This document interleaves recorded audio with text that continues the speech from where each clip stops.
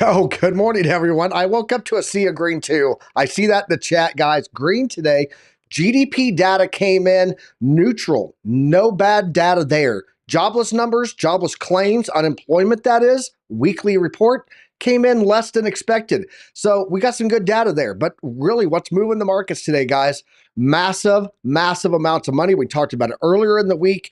China has just pumped a lot of liquidity into the market. The Hang Seng market in China is pumping. They are also buying up a lot of stocks and a lot of things here. And we've got a massive correlation between the S&P and crypto going right now. So therefore, markets going up, crypto goes up. We're looking at this green, guys. We did also break that key level that we talked about right here on this chart. That is the 200-day simple moving average right there. We are sitting above it. So we're going to be looking at that, breaking it all down today, talking about what does this China liquidity mean? And is it possible that this is a really, really reactive, critical move that China is making, trying to offset some really bad economy things going on over there? And what could that mean? But I will tell you this. I feel nubs coming in. I got little nubs coming in. I might be turning a little bullish on you today, guys. We're going to get into that and a whole lot more today on the morning market report. Let's get it. Classes in session.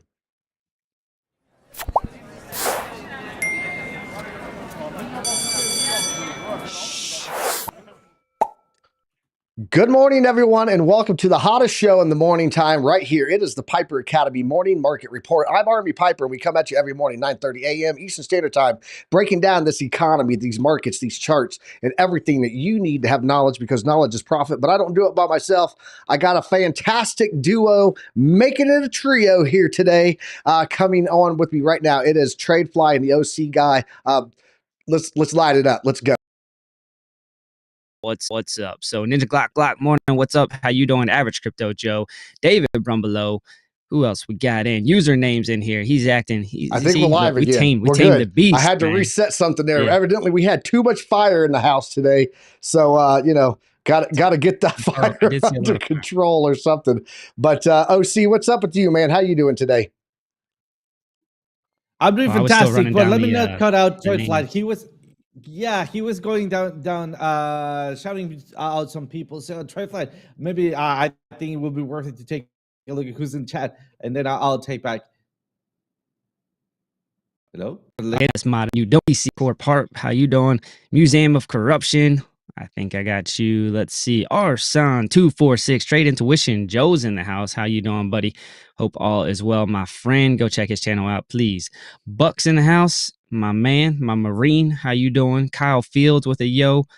Bedridden's in here. Haven't seen you in a minute. Hope all is well, my friend. And then we got a late one in there. Moho. He said, good afternoon. It's good morning for me, buddy. When it pop a pow up. Well, don't you worry. Don't you worry, because Piper is going to tell you all about that when we get to the economic calendar. So with that, I'm done. Thank you, everyone, for showing up today. Again, like and subscribe as always. I'm going to pass it over to OC and let him say what's up to everyone.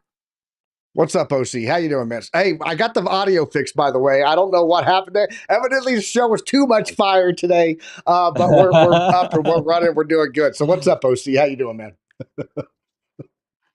I'm doing fantastic. Good to see that I'm not the cause of the last minute breakouts today. So for once, right? For once. All right. So I got to celebrate that. All right, now doing great. I mean, I have my coffee. I'm going to be holding breakfast till after the show. I've noticed that is great for my sugar, by the way. So that is so freaking amazing. I didn't know that holding your breakfast for later on, it just did so better in processing your food. Just a little tip for you guys that I just learned like throughout these 15 days. Other than that, doing fantastic. Awesome. Shout out to Buck. He said, talking about my nubs might have got us pulled on YouTube there. So maybe that's what it was. Don't talk about your nubs on the live stream and you'll be okay. Let's go ahead and jump into this news. Let's talk about that. And let's get into that. But I do want to point out something right now. The markets are all looking green on the market open. But I'm looking over here. Guess what's going down right now? The 10-year Treasury yield. is moving down. And I told you guys that thing going up was a very bearish thing to occur at the same time that we had 50 basis point rate cuts.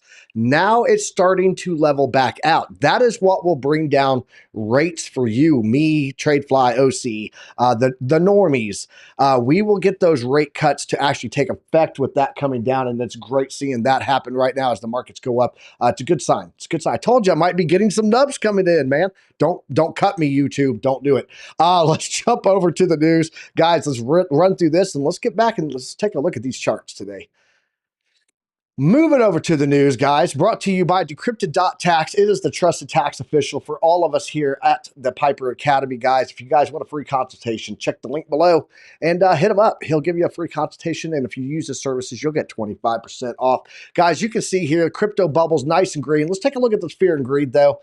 Fear and greed right now sitting at neutral. This is actually a good sign with the move up that we had. I'm pretty sure that tomorrow this number will be different. Let's look at the crypto bubbles again here, guys. Looking green on the daily. We are seeing a little bit of pullback on some things on the hourly, but I do believe that was just, people wanted to see how are the markets going to play out today with this data. Everyone is a little nervous of, Jerome Powell type stuff coming up, but overall, looking pretty good on the hourly still. Near up 7.3%, Rune up 12.4%, Shiba Inu up 13.1%. We've got World, that's the World token. That's not World Mobile, just so you know, that's 15%. We got, what is this over here? Wormhole is up 8%.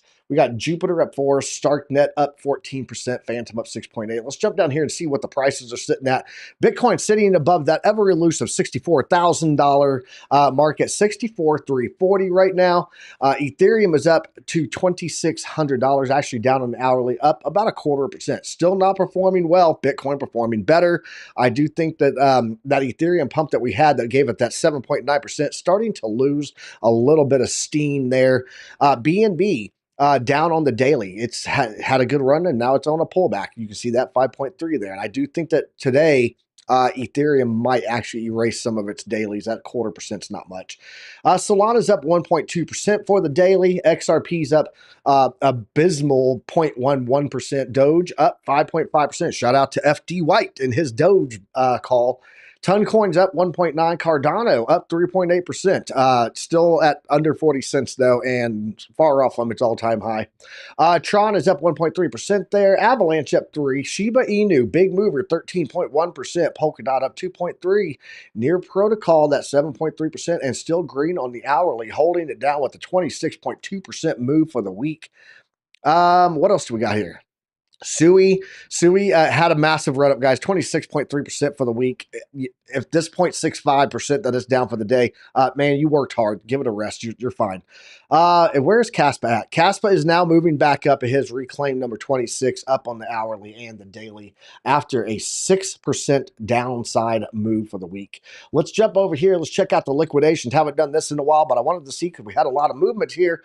Guys, in the past 24 hours, 49,074 traders were liquidated. The total liquidations coming in at $112.9 million. The largest single liquidation order happened on HTX. It was Bitcoin versus USDT, valued at a cool $2.3 million. Let's jump in to the economic calendar and see what we got here. Let's give this a little, yep, we're on the right one. Durable goods orders, guys, you can see here this morning, month over month came in at 0%. They were expecting it to be negative. We talked about this. I said, this comes in negative. It's not going to be a good thing, right? It came in at 0%. Durable goods orders. So what this is the amount of orders. This shows the strength of the manufacturing of durable goods, okay? So, companies that manufacture goods that are meant to last, right? Machinery, stuff like that, fabricated products, transportation equipment, they came in neutral at 0%. It's not a downfall. This means that the economy downslide might be stabling off. That's why I said might be getting a little bullish. The open mouth thumbnail club. Anti-open mouth thumbnail club. I like it, David Brumbelow. GDP growth rate quarter over quarter, guys, came in neutral. They were expecting 3%, forecasted 3%. That's what it came in at. Almost double of what it was previously in the previous quarter. Let's see here. Durable goods excluding transportation. Okay. So that means not including any buses, any construct, none of that stuff, no transportation stuff.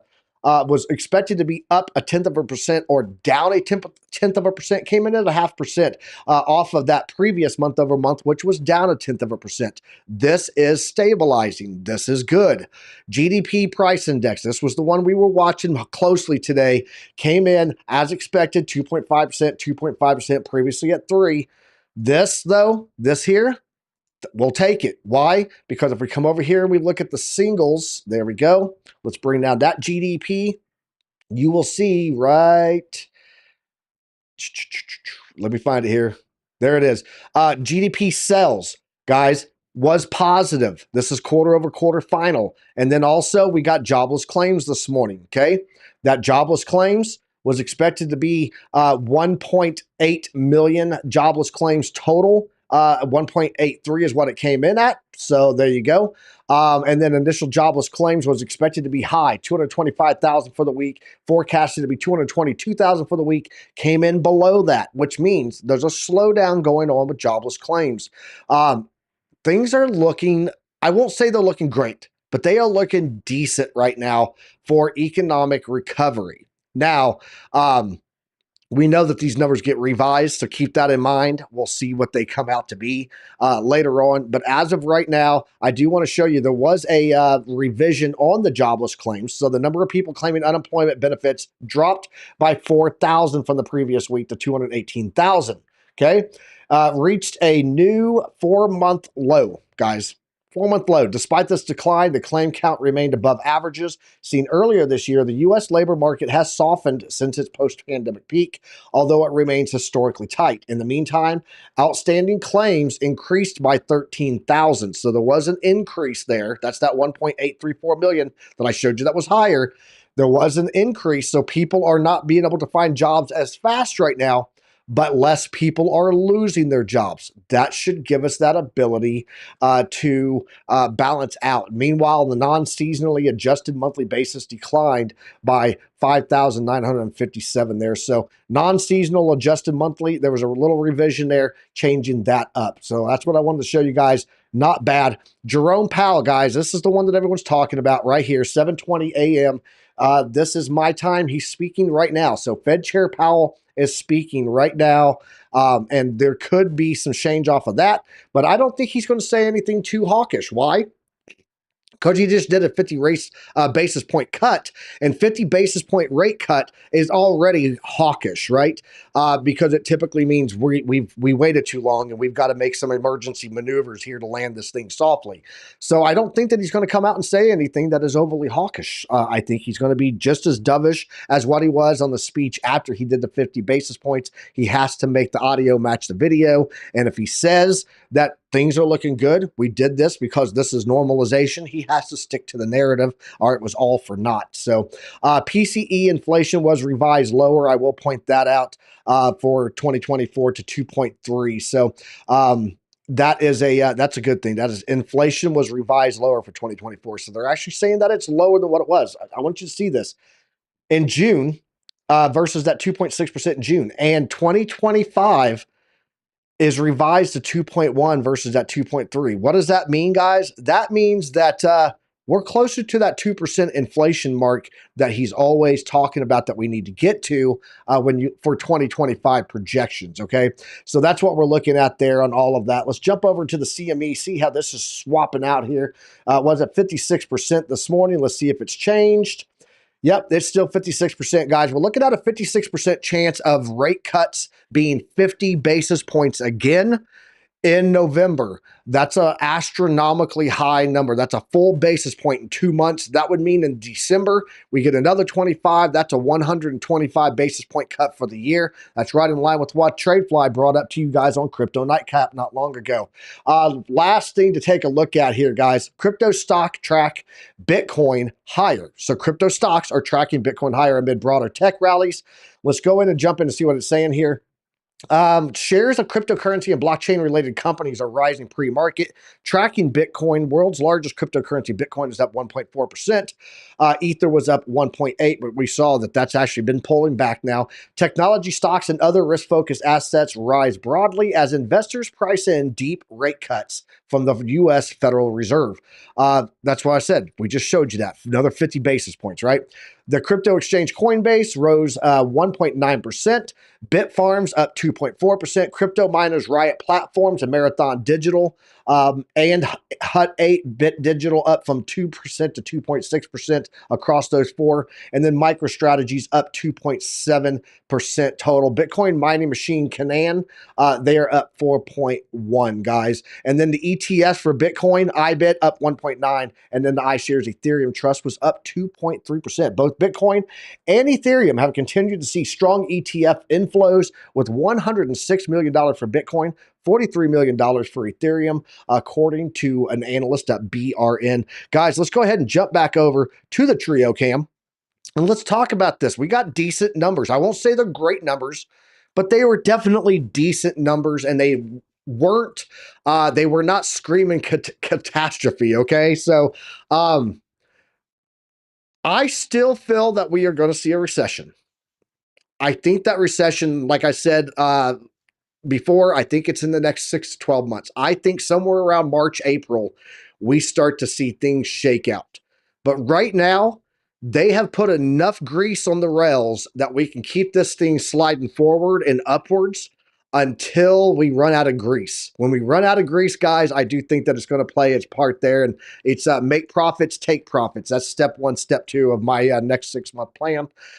Me personally, I'm heavy into MicroStrategies as of yesterday evening. I also picked up 5 different ETFs. I'm going to be breaking those down at some point here on the show for recessionary proof and tech exposure and medical care exposure. And then I'm holding 2 Bitcoin right now. So in total, I'm very well exposed, but still sitting on a lot of dry powder. But guys, what do you think on this? The data is not bad. I'll give it that. The data is not bad. So what are your thoughts?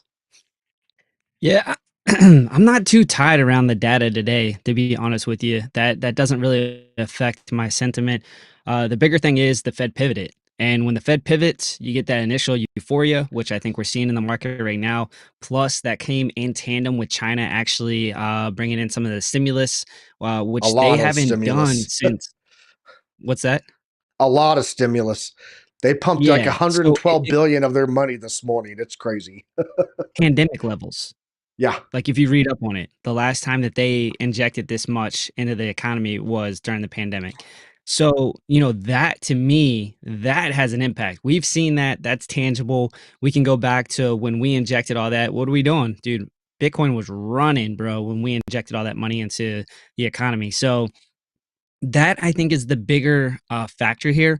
But this is what I want you to be careful of: is you got the pivot, right, and you got the initial little bit of euphoria in tandem with China. But traditionally, if you go back and look at it, when they pivot, 100 to 120 days out is when you have that pullback.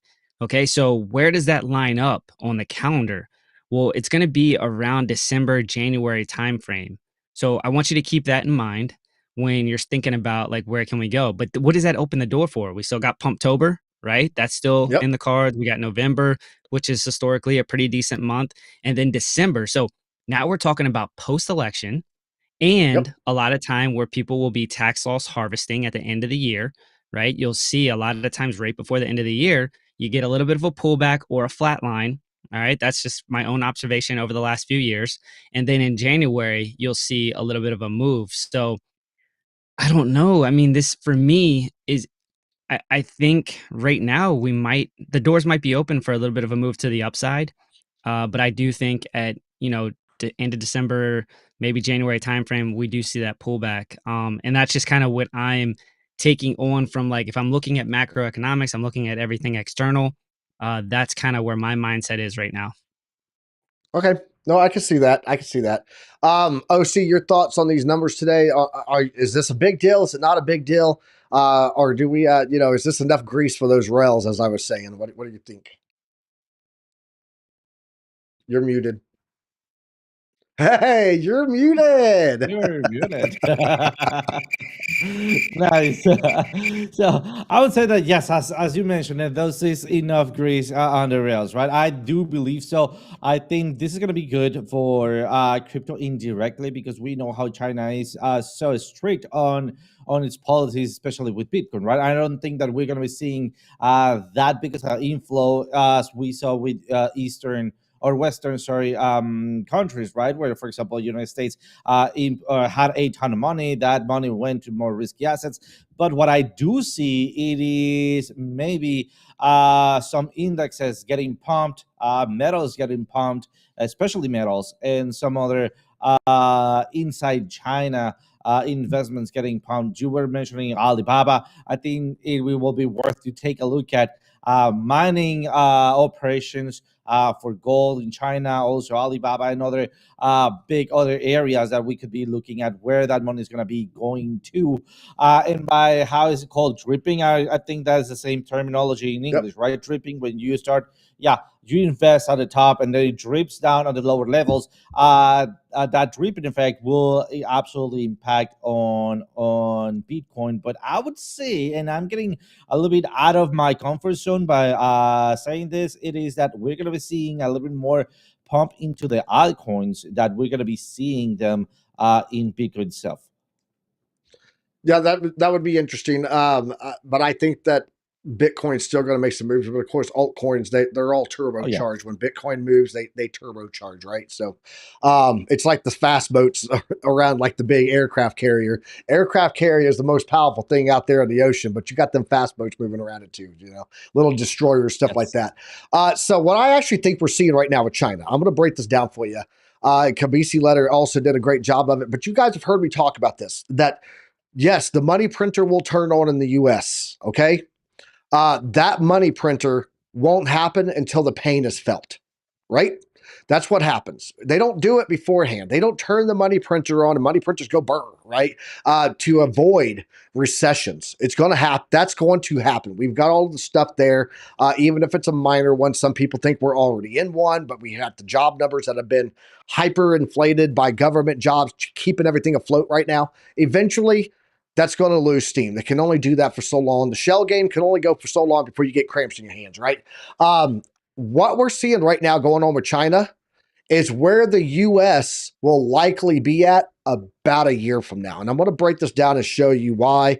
I think I took TradeFly off here. Let me get TradeFly back on here so that he can play with us. Come on in, TradeFly. There you go. What's up? So here we go, guys. Let's take a look at what this says here. Let's break this thing down because this is literally where I think the United States will be at. And they have already gone through all the steps that we're going to be seeing. So China is panicking. In fact, China is showing 2008-like signs that they are on the brink of a severe recession. Over the last 2 decades, China has begun pandemic-level stimulus as seen during lockdowns in 2020. Is China dragging down the global economy into a recession? And so the first signs of weakness came after China's HY real estate, high-yield real estate index fell a massive 82% in 2 years, okay? Then came Evergrande. This came as Evergrande, one of the China's real estate giants. It filed Chapter 15 bankruptcy. This put the index back down to 2008 levels. May 2021, 82% drop, okay?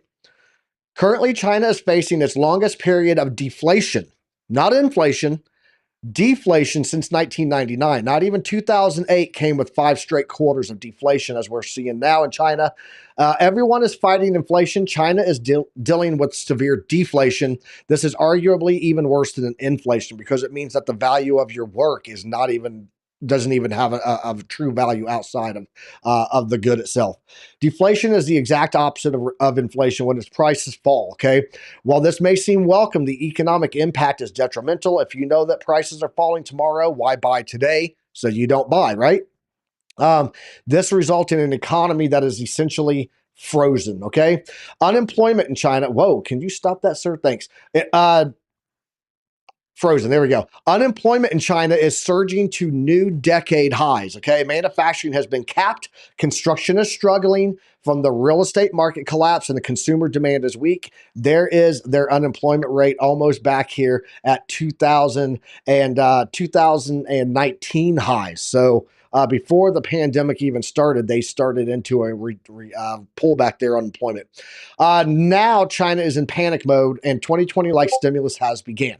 So I think I've gone far enough into this. You see how all these things are affected, and then money comes in later in the game. Let's jump back over here because I want to talk about what I think happens. I think that China's pumping enough money into the markets that it keeps us afloat longer. Okay, as long as they can keep throwing money into it. User they said, "Watch your hands, watch those hands, you two," because Trey Flyer and I were so close on that there. Scoot over here. Scoot over here with me, Trey Fly. What's up? Anyway, I think that China's liquidity can pump and keep things afloat for a little while, okay?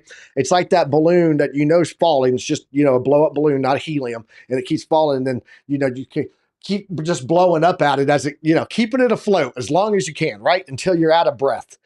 And then, hopefully, we're close enough to the time period that the U.S. turns on the money printers.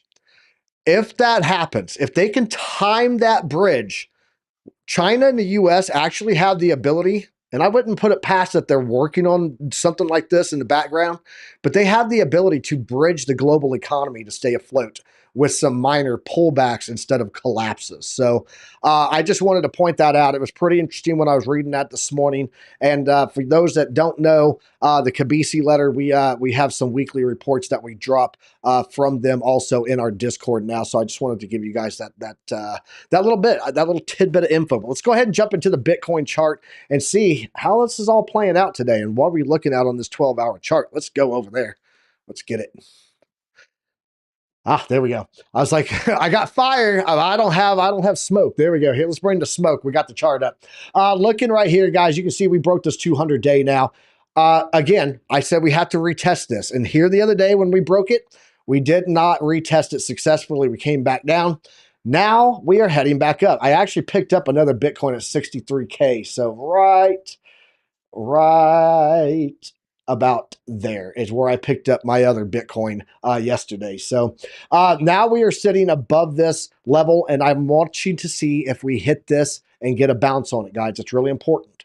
One thing I will point out, we have not turned green on the 12-hour quantum reactor. If we were truly bullish, this would have turned green instantly, just like back here, it turned red instantly. Back here, it turned red instantly. When we went below it, above it, we should be turning green. We're not there yet, but I will point out, it does look like we're starting to get a trend to the upside on the oscillator ribbon on the 12-hour. We do have the True 7 coming up. Money flow is green and coming up on the 12-hour. So on this local time frame, we're looking pretty decent. Volume's coming up. Everything's pointing in the right direction. I do want to look over here and see what the RSI is looking like on the 12-hour here. There we go. Not looking bad. We had a little pullback here. This is actually cooling off as we go sideways.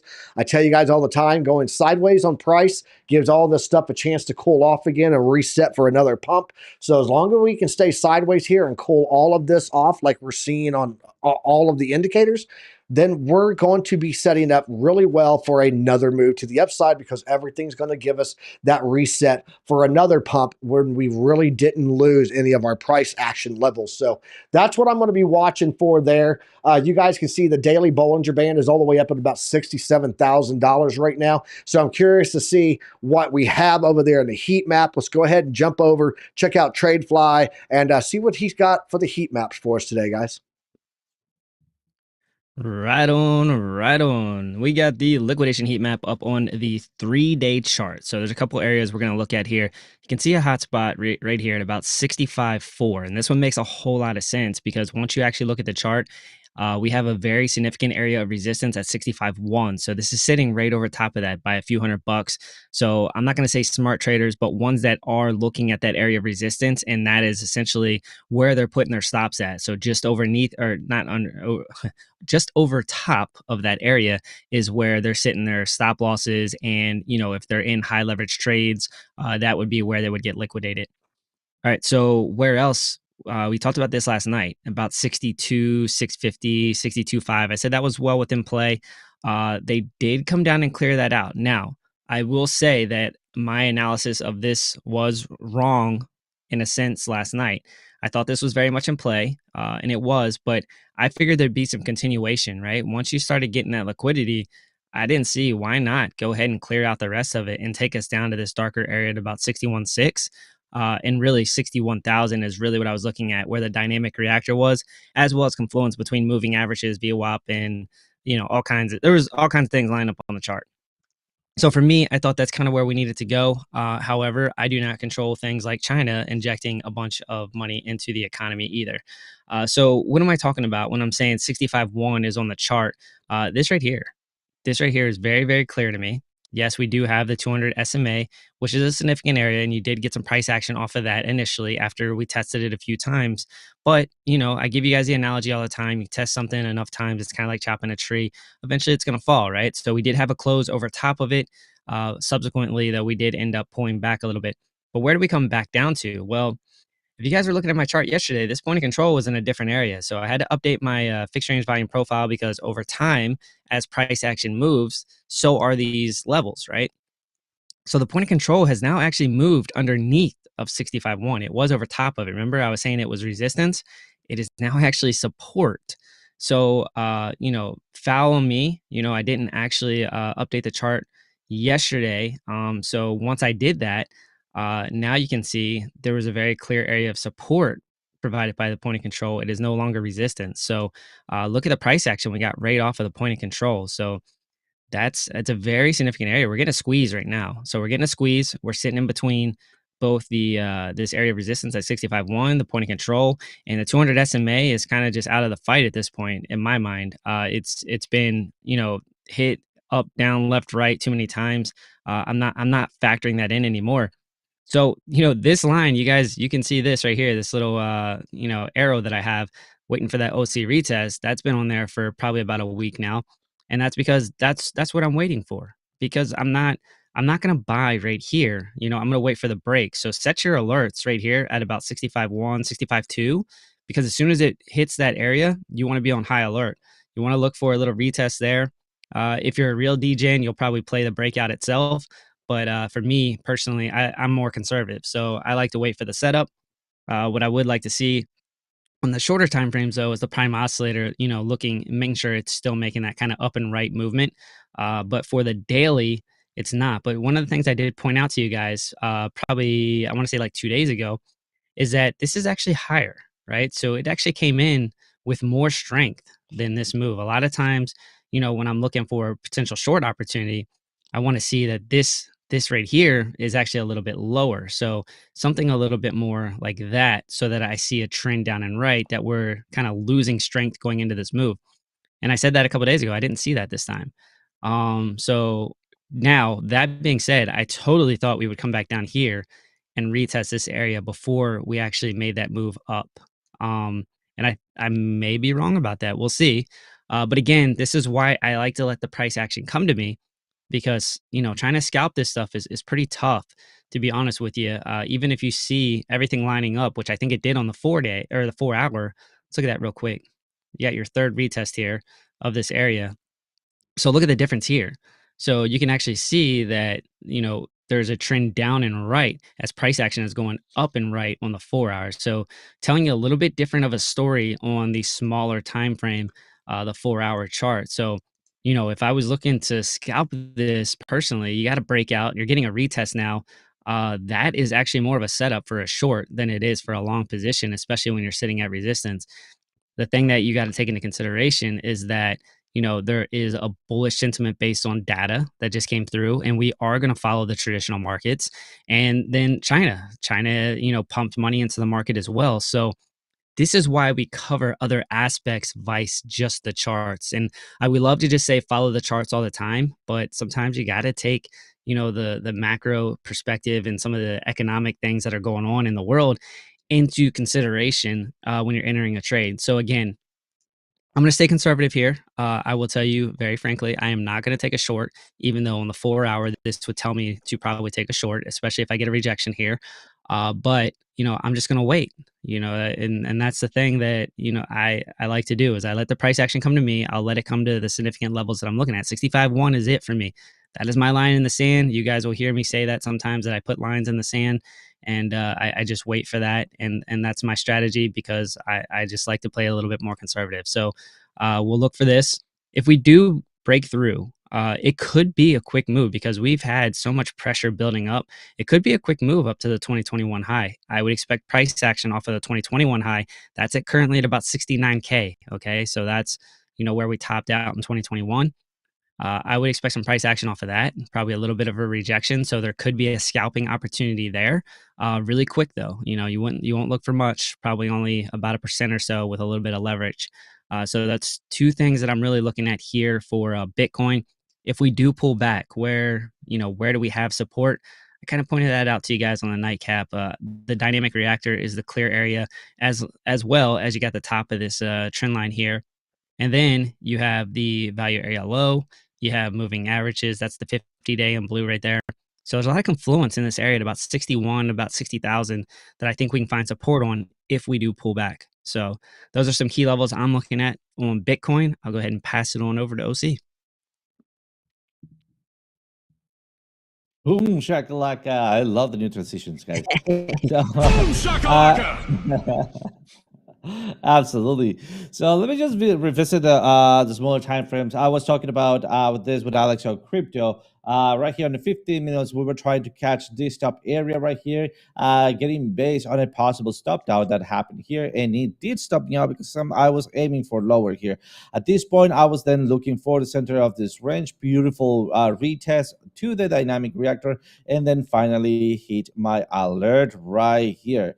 So that alert is this dashed line, basically confirming a possible entry. At this point, I'm looking for a possible continuation for a double top, much like we did here. So we're going to be preparing for a possible short in the lower time frames as we have flip of the ribbon. But I still need to see that flip of the ribbon happen or played out before I do engage into a short. So far, still for up only, but still this is way too let's go like this one trend line. This is way too vertical for to be sustainable, right? So I mean, when we have it like that, this is obvious that we're going to be breaking it sooner or later, right?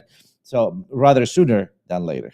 So on the smaller time frame, 15 minutes, I'm looking for a possible either violent move to the upside, or a retracement, which I believe it's going to be happening to the dynamic reactor. So it's not about the breakout, it's about the retest, your confirmation, and off you go. So that's what I'm seeing on lower time frames. Let's go back to the weekly. I know it's a little bit of a gappy here from daily to weekly, but we still need to keep an eye on what it seems to be like a bull flag. All right. Not everything looks good on the market. Still, this is something, and I was also mentioning this one with Crypto Pollo. Shout out to Crypto Pollo from yesterday's class. That what kind of a pattern is it happening here? Yeah, absolutely. I mean, if we take a look at, for example, Wyckoff, I mean, you can absolutely take a look at Wyckoff and say, yeah, it is Wyckoff. It's kind of like a playing out with Wyckoff. If you take a look at, for example, a downwards range or a flag, yes, we have it, right? If we take a look at a huge cup and handle, yes, right, we have a cup and handle. So, I mean, everybody's just looking at something differently in the charts, right? So I will say that right now, we are on that sweet spot that we can fit everything in here because we don't have a defined section, right? Depending on how I show it to you, you're gonna be seeing a different pattern, right? So just be aware that at that point, I think we're in a common ground of everything kind of like matching up. But just because everything is playing out doesn't mean, or everything looks like it the same, doesn't mean that it is the same. We just need a little bit more time to have a breakout confirmation, right? Nonetheless, look at this one and this movement. I'll say that we have a huge possible bull flag in here. I like to have it from the bottom of the bull or the bull pole to increase that breakout. But once again, remember that that idea that we paused a long time ago, right? Where we were talking about that top and handle. So I still have hopes Another really important thing, guys, because I'm giving a very bullish sentiment news in here, it is that when we have this kind of like a flags, it is normal to have one of those weeks, right? So if I start drawing that trend line here, you might be saying, well, this one could be the week, but in this case, this will also be, right? So we need to take those into consideration slightly like that, I would be saying. And then, of course, the top one, which means that we could still be making that movement all the way back down here, but still, right now, we are at the top and we are making our move to the zero line. We just need to wait for a little bit more to see if we're going to be breaking it this time. I don't expect to break it. Look at the last time we had it, right? We were right at the same area and we flipped down. Remember, this is the weekly, so it will take a couple of candles to play it out, maybe one or two candles, right? We're talking about pumped over maybe, and if we can make it two pumped over, maybe we just have a little bit of a retrace to the median of the range in here, right? Making it not as a violent drop down, and then just preparing for the bullish markets. I'm turning myself a little bit bullish, with still having in mind that if we have a big rejection, the next point of target is going to be 56,200, and then the next point of target is going to be 48,300, and finally my next target is going to be 42,41K. Just so you guys are aware of all of the patterns that are playing out, and when you see maybe we bouncing between different things, it is that right now we are on that common ground that everything's looking like the same depending on the time frame and the analysis that we're doing. Other than that, turning it back to you guys. Shout out to LBC. Can I get that bear sound effect for LBC? Because he's the bear. He thinks that 49,000. I still think $49,000 is in play, guys. It just really depends on how the economic data continues to roll out. But if they continue to push false numbers, which we know that they're all cooked and baked, right? If they continue to do that, then the sentiment will continue to ride on that news. But shout out to LBC.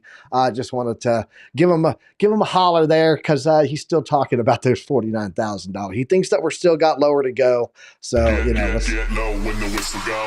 the LBC theme song right now. Let's go take a look at. I want to show you guys something on Tesla. I'm looking at Tesla right now. I know I'm jumping right into stocks, but I want to go talk about this real fast, and I want to show you guys a little something that's going on over here. So we had this little head and shoulders pattern over here, right?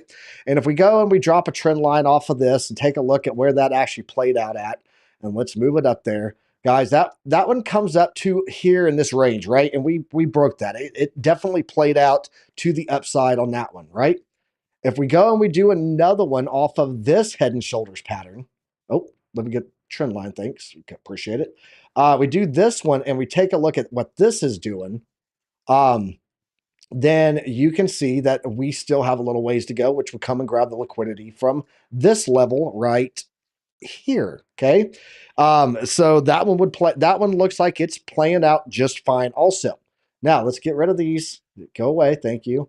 Let's look at what price action has done since we made our 2 points of bottom to top to place these fibs. Okay. And you can see we had a lot of play on the golden pocket. We ultimately did break down and tested the 786, and it was the platinum pocket. We got the bounce. This is a perfect retest for bullish maneuverability. But let me show you this one. What if we put this on a big head and shoulders? Because that's what we have right now. And where would this be at? Let's take a look and see. I want to show you guys something, because this is pretty interesting where this points where it puts the call at. Guys, it would be about $400. Why is that number significant? Because it's back here in our previous high levels that we hit back in November of 2021. This would put us back on Tesla being on track for another high. And we've already seen multiples of the head and shoulders that have played out inside of this Looking at this being a larger head and shoulders pattern, guys, I do think that Tesla could be on the verge of a really, really big breakout. I'm going to be watching it closely. And one of my, two of my my ETFs that I picked up actually, both involve tech and have Tesla in them. So I'm kind of happy to see that. But thoughts on that trade, Fly? Like it's perfect platinum pocket retest. Perfect head and shoulders pattern breakouts over and over and over again, all forming this bigger one that would put us right back at retesting the all-time high on Tesla of 2021. Thoughts on that? No, I mean, I think that's solid analysis, and it kind of aligns with some of the levels that I was looking at as well. So I've been looking at Tesla making a move to the upside here as of late. So this is not the chart though. I have Sol up. I was just kind of going back from what I know. Let me I can pull up the chart though. We'll flip the So fire. It's okay. We got fire. yeah. We got fire today. Guys, let me know. Yeah. Is the So I think transition I was too much? looking at Let me know in the chat. what's a yeah, the fire, it's got a lot going on with it. So I know that we You're were doing too looking at much.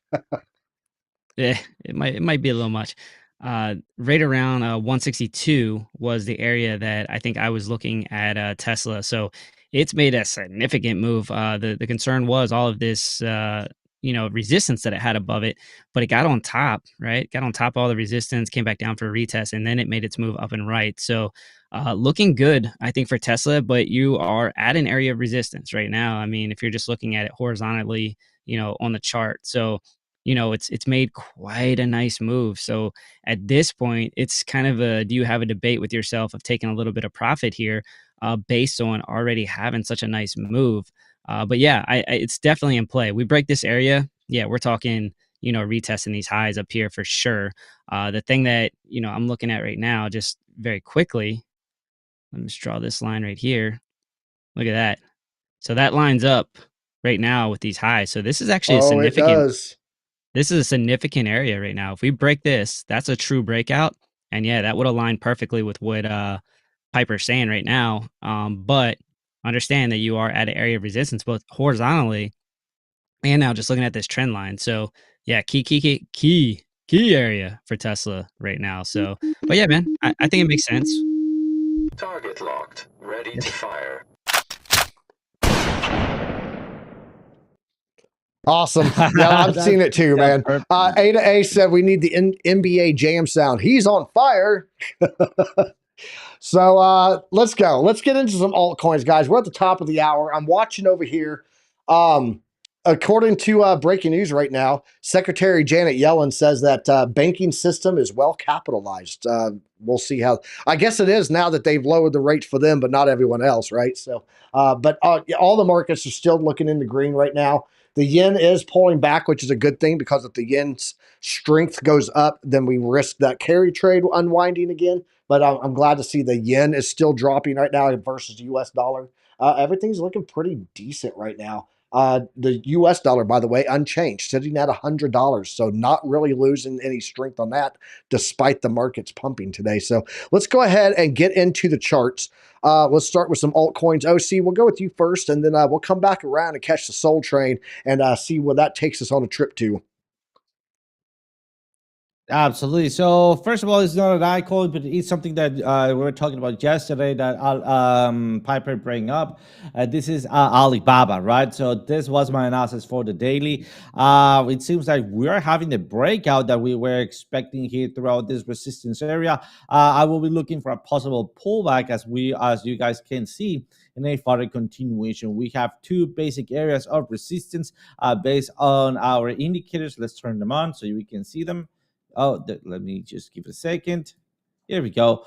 And I think I modified this a little bit, but basically we had a little bit of volume here and there. Yeah, I just changed the definition of this one. Nonetheless, let me just fix that one. Perfect. Nonetheless, we are looking at those two areas. There we go, much better. So we are right there on those two areas of resistance, making a breakout, and seems like we could be having that retest soon enough because also looks like we're having that, or we are about to have that flip of the ribbon. Just be careful in Baba if you're going to be jumping in. and its next target is going to be retest for 100 or 99, and then final target is going to be for 114, so 114. That's what I got for Alibaba. In the meantime, I'm going to be working on making the list. So, guys, if you in the chat want me to take a look at something or want us to take a look at something, please let us know so I can. Yeah, we'll put have it time to get a into couple in, I topic list. believe. We got about 9 minutes here to the bottom of the hour, but I do Oh, want we to do, right? say we just hit and tapped on. We're just now retesting it again. $65,000 Bitcoin, guys. So let's keep it rolling. Let's head over and catch the Soul Train. All aboard. Come on, ride that train. Choo choo ride it. All right. Looking at Soul right now. We are at a key level. I've had this on the chart, I think, for I don't know, probably about a week now. So this is what we talk about when I'm saying, hey, looking for the OC retest. All right, look, price came up, we got over the point of control, we came back down, retest. There's the OC retest, and then boom, taking off to the right. So I just want to revisit that because this is kind of showing you exactly what I'm talking about when I'm looking for a setup here. We come down to a significant area, which is the point of control for that retest, and then we get that up and right movement. So this is why I always do this. All right, this is my conservative setup here, and this is why I do this. All right, I think this is one of the safer trades, in my mind. And not only that, you got 2 retests of that area, and then you're starting to print some hidden bullish divergence, and then it moves up to this key level right here, which now it looks like it's breaking out. So this when I say, hey, this is a key level, comes up, it's going to hit it, you're going to see some price action. Here you go. There's your price action right there. So that's when I'm saying, hey, you might see a small move where you can jump on a little scalp. That came down 3.29%. That's what I'm talking about. Now we're having a breakout. So now could be an opportunity to go long. And boom, like I said, man, there we go. We just broke 65.1. So I'm expecting a pretty nice move, I think, to the upside for Bitcoin here. Let me go back to that real quick. Sorry, because that's been a level I've been looking at for quite some time. So not surprised to see the breakout here, to be honest with you. And I think it's probably going to be a pretty quick move up, but we are going to be looking for a retest, right? So conservative move, if you're DJing, you take the breakout. If you are conservative, you take the retest. All right, so that is something for you guys to look at. Bitcoin is just looking beautiful. Broke out of this pattern as well. So you had a key level of resistance as well as this pattern breakout. This is going to be interesting, folks. We could see a nice little move. Let me zoom out just a little bit. But key area here, 2021 high for me. Man, yeah, because it got over this as well. So we'll see. We will see. I am excited though. 2021 high, I think, is in play for sure. So that is that on Bitcoin. I'll just do a quick little look-see at AVAX, and then I will be done. You guys will be officially done with me. We did have a pattern breakout. Smart target is here over the dynamic reactor. So that's a key level for you, about 30. And that lines up with some horizontal resistance here as well. So short term, definitely looking for a play to 30 for AVAX. And then the 200 on the daily is sitting at about 32. And that lines up with some resistance as well. That's a horizontal level. So just looking at that right here, there you go. So you have confluence there at about 33. So first stop, 30 could be like a TP1, even though it's TP2 on this smart target, but I'm just assuming you're not in already. TP1, and then looking up here, probably I would close it at about 33, 30, probably 32.5 really, just to get just underneath of that is what I'm looking at on AVAX. Short-term high side targets, and then of course you have a trend line that's kind of going up and right. So this should provide support if we do get a little bit of a pullback for AVAX. Awesome. OC, what do you got for us? I know you got a couple of alts in there, and then I'm going to do a clean spark to wrap us out. So let's jump over to you. Absolutely. Let's just take a look at nearing here. Very cool. Very cool charts in here. Oh, too much fire. We're gonna get out, dude. I got burned. I'm already brown. Look at that, man. Just getting there. I know. I just had to throw it in there. So right here, I'm looking at near. It just has too much power here. It's been holding up above the zero line. I like to see this, especially on near. Right here, we have a breakout retest right here on this huge volume spike. And by the way, guys, if you're using the volume profile. This left side, it is the deficit, basically the change between or the difference between the positive volume and negative volume. So we have this huge positive volume that made us burst through that resistance area. Previous resistance becomes new support, and off we go. Right now we're breaking the Hail Mary, targeting here on the Piper Sniper target. You know what would be a great addition, Piper? To do what you do to extend the golden pockets all across this area, or maybe the platinum pocket. So we also pierced to the platinum pocket. So I would say, man, I would like to say that we are into a retracement, but I just don't see it. I mean, we have a free space right here. We have low deficit, low volume. We are running up. You are breaking back into the green cloud, and we have a little bit more to go here for the top, or at least for the previous high. Might not be that much, but might be just enough to make another big candle like that one, right? And then maybe then going for the retest. I'll be going for a little bit of a range, just like we did in here, and then waiting at the end of the range to define a definition. This is one of those hard zones to be trading. Why? Because you're going to be at the very, very top, and you might be having just a little bit latency because of how fast this is moving between your indicators and the very top candle. If you are a DJ and you want to grab the very, very top, you need to take some risk. I'm not endorsing to go 100x in an unknown area. I rather go for a confirmation and do a little bit of a late entry, but with that confirmation, and then ride it all the way down to either at the bottom of the range that we're going to be making, or to the retracement. So that's what I got on near, looking pretty juicy for the next upcoming week. Awesome. Let's jump into my charts here. Let's check out Clean Spark, and then we'll go raid Randy Hipper's house. How about that? Guys, we did get a little pump here this morning. I'm not fully bullish on Clean Spark yet. That's why I went into MicroStrategies and some ETFs that I told you about this morning. But right now, guys, we're running in on the dynamic reactor here in line with 786 at $10.33. We would have to get above that for me to get any, to get a bullish stance on Clean Spark. But I will say right now, True 7 is coming up. Money flow just turned green.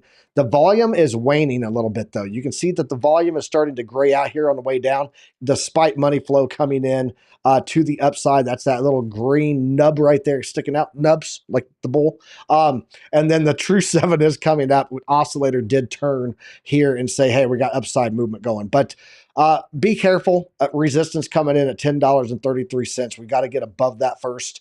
Right now, the miners, there's a lot of stuff going on with mining right now. We'll just put it that way. As far as the competition and the price action and the fears of what's coming. So I don't think that they have all turned on. Matter of fact, let's go check and see something here. I want to see which one is it? I guess I don't have it on here anymore. Maybe not. No, I do not. Let's go turn that on. Let's go look at the hash rate. We'll check that right now. Hash rate. Hash rate. There we go. And I went Capoli's. Where are you at? Hash ribbon. It's hash ribbon, isn't it, OC? What we're talking about? The Capriolis. Oh yeah, hash ribbon. Yeah, I want to check that real fast just to see what it looks like here. Hash ribbon. Let's throw it on there. Let's see how they're looking on capitulation right now on Bitcoin. Okay, yeah, we got a buy signal. We got a buy signal here still. Back in July, things are looking okay. I will point out that we are starting, guys, this is troubling actually. Do you see these two lines verging right here? These two lines verging typically happens when we go into capitulation. So I would be very, very aware of this while we're watching Bitcoin's price action, especially when it comes to the miners, guys. So keep an eye on that. But right now, I'm looking at $10.33 for that resistance level. So, all right. Guys, that's what we had today. I had a couple of other articles that I was going to go over. Did not have time for them. I'll drop the headlines here, and then I will bring them over and show you, drop them into the Discord. But I did have a couple of articles. I am in a trade right now on a Bitcoin long. Got into it a little ways right here. Got into it on this break that we had right there when we broke that 200, got into that long, and it is currently up. Got about $116 to the upside. It's up about 11% right now. But the two articles I'm going to drop the headlines on. Here is why a Bitcoin bull run has not started. You guys have heard me talk about this, that technically, I don't think we've really started the bull run yet because all the money that came in was from ETF liquidity, from that stuff, and that the actual retail bull market, which really moves us, has not even gotten here yet. So there's an analyst talking about that. I'll drop that article to you guys in the Discord. And then the other one was Bitcoin's pure multiple dips into bullish territory is a breakout coming. And it's got a nice little chart on here where they're talking about that and how they do the mathematics on that. So I'll drop both of those articles into the Discord so you guys can check them out. Excuse me. But guys, thanks for joining us today. Be careful. My plan is with my Bitcoin, I have two of them now. I'm going to be pulling out profit on one or the other and just keeping one with exposure, the other one to flip on these dips into profits. That just based on what I've been able to do the last couple of little pullbacks and pumps has been a run about of about $6,000 a week. Just saying. So, which if you do that out and you calculate that up over the year, it pulls up to be a lot more than what I think Bitcoin's going to do for me. It's several $100,000 over the year. So I will be watching that. I'm just going to be doing some spot flipping on that, some minor trading on our Blowfin. If you don't have that link, check it out in the description below. I will drop it here in the chat. Also, guys, you can use our Blowfin link. It gives you access to our trade group also in our Discord. And then also I've got those ETFs. Be watching for me to put together a list of those 5 ETFs and why I'm bullish on them, in addition to some MicroStrategy exposure. And that's my plan while I'm sitting on some dry powder for this bull cycle, because we still do have some negative data that has to clean itself out of this machine before we're running clean. But I do think there's some ways to make some money no matter what we're doing with this cycle. So TradeFly, what do you got for the people on the way out? Hey, as always, great mixing up with you guys. Hope everyone has a great day. Trade safe. Looks like that area of resistance, there was a sharp little rejection off about the 65.1, 65.2 area, looking like it wanted to break out. And that's kind of why I say don't kind of do the degen thing on the breakout. Wait for that retest. We have not seen that yet. So be careful.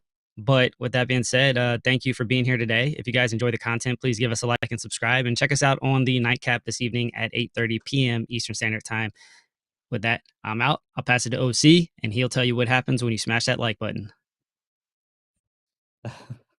So today in the morning, I was on the Others show, and guess whose show is not his favorite?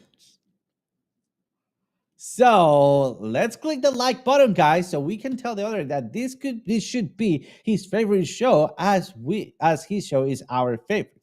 I just bashing him, but yeah, guys, help us out and click that like button, and also tell the other that come visit us once in a while. We miss him, and we're gonna be doing everything that we can to make this his favorite show. I'm gonna be showing this to you, my friend, in a couple of minutes because we have a class together. So other than that, passing back to you guys. The Otter. I love the Otter. Crypto Nightcap is his favorite show. Yes, it is. Oh, I don't know. Crypto Nightcap is the #1 show on Piper Academy. I'm just putting it out there. Guys, thanks for joining us today. We'll be back here. I'll be back here this afternoon at about 4 p.m. Eastern Standard Time with Trade Academy. FD White and I are going to be here dropping some alpha for you. And then, of course, tonight, the best show on Piper Academy, the Crypto Nightcap show. Come check out FD White and TradeFly. And then I'll be back here. Cream of the crop. Nobody does it better. We'll be back here tomorrow morning, 9:30 a.m., bringing you guys the news, the charts, the markets, and everything you need to have knowledge, because knowledge is profit, guys. Until then, trade safe. And as always, use a stop loss. I'll have plenty of dry powder. It's your choice. Let's go. Let's get it. We're out of here. Randy Hipper's house. Here we come. I don't know what they keep telling me. I don't know what they keep telling me. Ain't no school like Piper Academy. Ain't no school like Piper Academy. We'll keep that front line covered, even when we're dead and gone. We'll find a way to keep going. going, cause we gon' keep on rolling after wheels flow low. I know you hungry for knowledge, that's profit appetite. Classes in session, this for the Army Piper acolytes. Trade flag at the soul, train ready. What a line from OCI, former Mexican spaghetti. Yo, crunch crypto with a deep dive to reject dime. And if you like the visual powered by Car Prime, then you were part of that numb, not a sore spine. But if you have step, fall back to offline. We'll keep that front line covered, even when we're dead and gone. We'll find a way to keep going, cause we gon' keep on rolling after wheels flow low. Sound off. To get with them, the ZTS rhythm. Rip it, Alexandra. Yeah, that's my alumni, you know what I mean?